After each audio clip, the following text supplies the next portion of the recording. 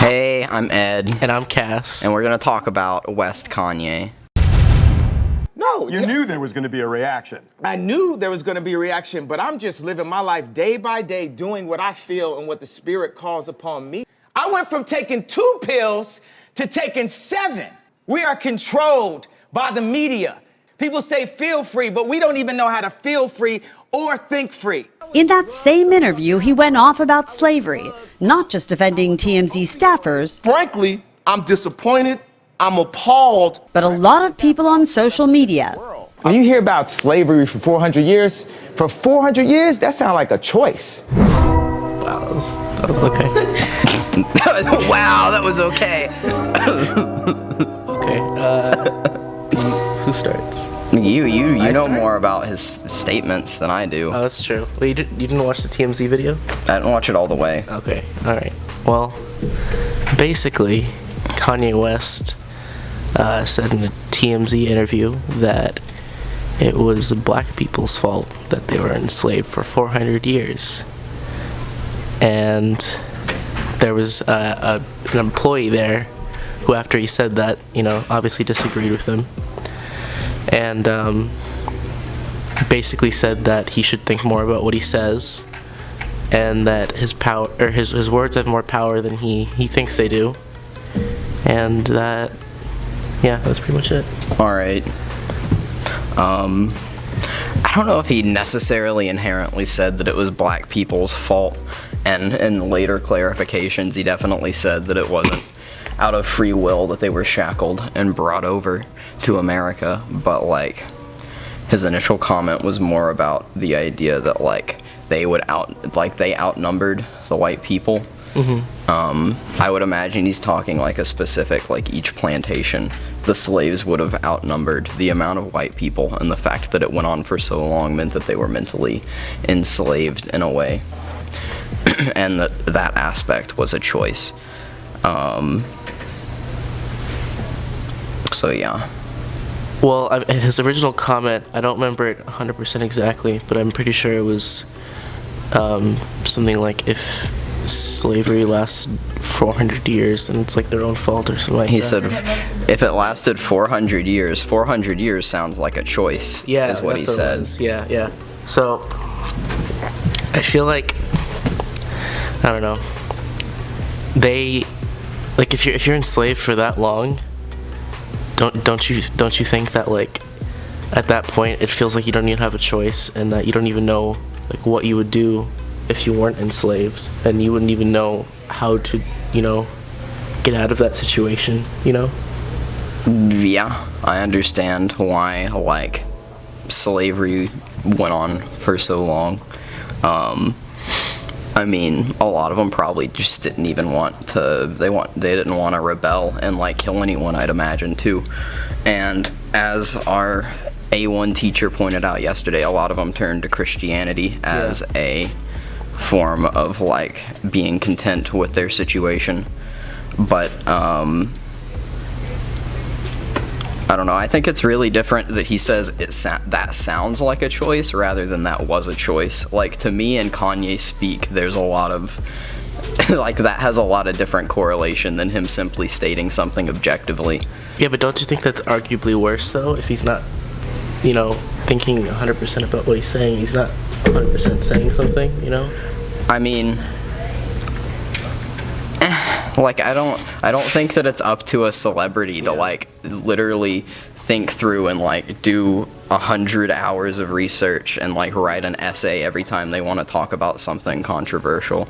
Like, I don't know, I don't think that we have to police what Kanye says, and I feel like Kanye is an easy target to hate, and the media has been hating him for a long while because it gets a lot of Yeah. Well, I mean, I don't think we should have to police what he says either. I think he should police what he says, but the fact that he's not doing that is why so many people are stepping in and saying, that's not cool, you can't say that. And why don't they just argue? Like, why don't they argue with him? Why do they have to say, you're not allowed to say this? Why can't they say, oh, well, you're wrong, slavery, there's a lot of factors. Why does it have to be Kanye is not allowed to say what he wants to say? Well, I mean, I don't know. I didn't see all the responses. I'm sure there's people out there who were arguing with him. But at the same time, for those who didn't, I mean, if I felt like I wanted to argue with Kanye about what he said, like, the only way I could do that is like on Twitter or something, and I would feel like what I said would not be viewed by him because of the millions of responses, and All right. he's probably not like looking at every single tweet about it because most of it's probably just hate. Yeah. So there's not really a platform to discuss. Well, yeah, I think that it would have to be people in his life that would have to really talk to him about it, maybe other celebrities, but I don't think that making it a big, like, I don't know. Yeah. I feel like people are easy to jump on Kanye and dislike anything that he says. And, like, I understand for, like, there's some valid reason for a lot of it, and he's definitely one to act in controversial ways and not really care about, like, the public reception it's going to get. But, I don't know. Yeah, I mean, I think the reason why people are just so ready to get on him for anything he says is that, he has a track record of, just saying things that seem like he's not thinking about what he's saying, or... Yo, Taylor, I'm really happy for you. I'm gonna let you finish. But Beyonce had one of the best videos of all time. One of the best videos of all time. Like what? Well, let me think. Well, I mean, okay. I don't know the details of the situation because I was really young when he said it. Yeah. But the George Bush doesn't like black people thing. With the breach of 3 levees protecting New Orleans, the landscape of the city has changed dramatically, tragically. George Bush doesn't care about black people.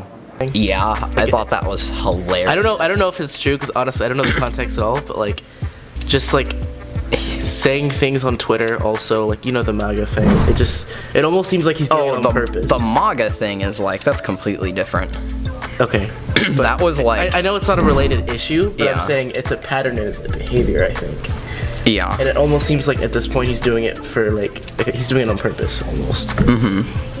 Well, the George Bush doesn't like black people comment was about his lack of helping people out after the hurricanes hit Louisiana. And I feel like it's funny that you would bring up both, like, when he goes against the Republican president and whenever he, like, he semi-support. He basically supported him, but it wasn't really based on politics. It was more about the general concept of Trump as, like, someone that the media has also very much demonized. Like, his whole message with the MAGA thing, I think, was just about loving everybody. Like, in his words, as I thought when I initially saw it, he viewed him wearing it as spinning the hat in a different direction rather than, like, placing himself under the label of a MAGA-wearing person. Yeah, okay. I didn't think about it that way, but and that's if that's what he was trying to if that's what he was trying to do, that's good. But, like, I don't know. I feel like a lot of people just saw the picture and assumed that he was, a full-on Trump supporter. Yeah. Right, like alt-right. So Yeah. it's just like, I don't know. Is it worth it? I think it is. I think his point was to, like, he definitely did it in a way that did not have context at first. Yeah. It was a very, like, if you know how Kanye operates, you're supposed to get it, and if not, you're supposed to, like, he wanted people to tweet at him, like, and start a dialogue, I guess. I don't think Twitter's the best platform for that, but, like, in general, he just wanted people to talk about it, I think. Well, thanks for listening to the podcast. I hope we do more, and I hope you stay tuned. See you around.